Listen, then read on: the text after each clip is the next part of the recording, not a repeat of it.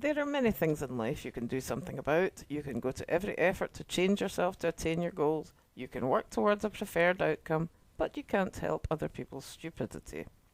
5 years ago, on the 6th of August, I arrived at Wolf's fan page to see a cheerful message which I could see indicated that he was extremely unhappy to be turning 40.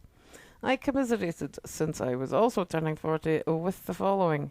Yeah, it's about now that if you haven't reached cruising altitude, you wonder whether it is perhaps underground somewhere. This was approved of, and I surmised that I had interpreted this correctly. Positions of self-appointed leadership can be the loneliest places in the world. I was working initially on a health database for my own use, which quickly morphed into an academic examination on why it would be desirable to have a fat population. As someone who has lost probably 1,000 pounds of weight in the course of my life and who does not indulge in fries or puddings on a regular basis, I was a bit tired of the yo-yoing, which I am now aware is emotional. Even at my smallest, I will buy the biggest size clothing in the store if I'm having a bad day, and I have not enjoyed being out in public in several years. It does not take much bullying for you to simply give up if you have introverted tendencies anyway. Anyway, at this point I had lost quite a bit of weight as I had taken up a high raw, low carb style of eating in the May due to the reappearance of one of the exes, otherwise I would not have bothered even throwing a comment Wolf's way. If only. There were few exchanges, and I do not know if he is aware how many of them were me. It does not matter now. My mother had indicated that she was spending Christmas that year at home with me. My brother had prevented me from spending my best friend's last Christmas with her a couple of years before because he did not wish to provide his own mother with lunch. On Christmas morning, he phoned and he announced that she was going over there and I was to stay in the house alone and wait for them to return at 4 p.m. or maybe 9 p.m. As my name is not Cinderella, I locked up the house after their non-appearance at 4 p.m. and went to the beach for the rest of the afternoon. As you can imagine, I was pretty upset, since the aforementioned friend had been dying of lung cancer. I was told that as a result of my going out, my mother was not going to be returning, that my siblings planned to take her house and money and split it between them, and that I was to go and live in rented accommodation. As I had been caring for my mother after a stroke and my father's death for around 4 years at this point, not to mention years of single-handed effort to repair the neglected house, I called social work to intervene on my mother's behalf. She had been told by my psychopathic sister that she was a burden and should take herself off somewhere and die. There followed a lengthy battle between me and my family, who wrote pages and pages of absolute lies about me, including that I kept guns and ammunition under the house and that I was a hoarder. If you could see the size of this house, you would know that I would have to be very rich indeed to be a hoarder of any kind, and my studio is well away from the rest of the house. Unfortunately, we have a corrupt local council here, and my family's lies, as it turned out, were being used in an effort to enable the council to take her house and money and incarcerate her in a care home. Having seen what happened when my father went into care, I was not going to sit and watch someone die for a second time. Since then, she has instead been to Belgium, France and Portugal, and has been in excellent health.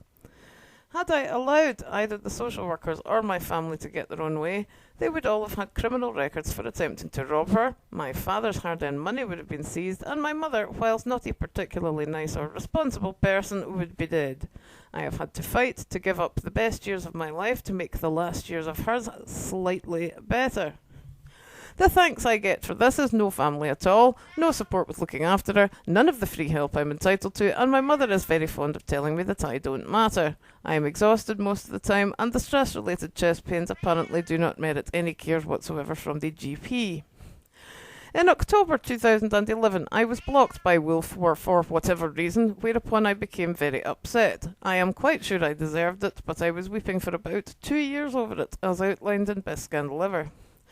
Best Scandaliver was designed to redraw several stories I had come across and create a slightly more comfortable niche for him to sit in. It is far better to be known as a legendary womanizer than some of the things I've read about him, and so I figured the best way of changing the minds of haters is to create an acerbic comedy, delivered with a great deal of undeserved affection and self-parody.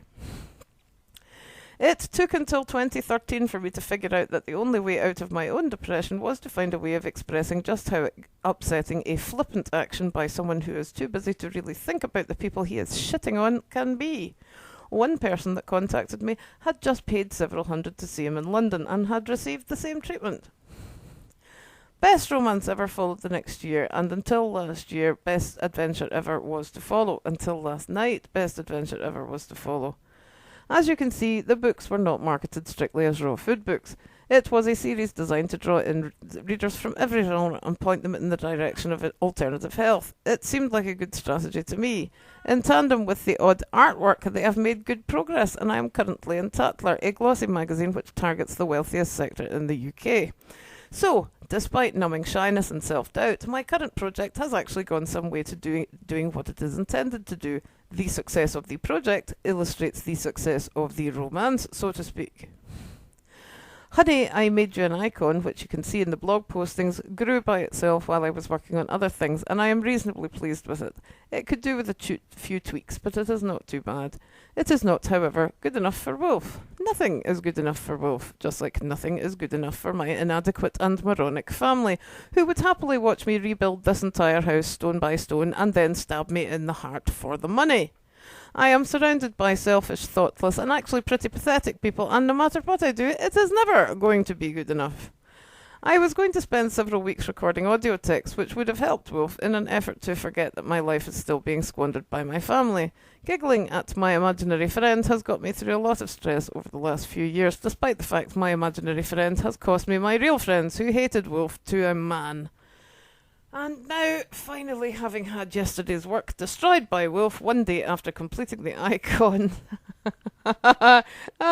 Sorry, as a footnote, he destroyed my first attempt at a YouTube channel. It was no big deal.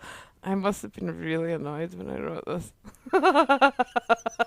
Sorry, Wolf. Anyway, the man is an idiot. The man is an idiot. And I am tired. Yeah, I am tired. That's absolutely true, isn't it, Sharifa? You want to meow again? You're going to meow again? That's enough meowing. There is only so much goodwill possible in the face of someone who has decided that he just doesn't get it. There's nothing more I can do. I've been as pragmatic as I know how to be. My family does not deserve me, and Wolf does not deserve anything beyond his limited experience of the mercurial and superficial. Excellence and personal development, it seems, are not to be encouraged. You can't make people understand you, and you can't fix stupid. Oh, God. I have no idea what's going to happen with Inner Disguise now. It seems a shame to waste expensive and time-consuming work. It doesn't turn on and off like a tap. That's what's known as a creative strop, isn't it?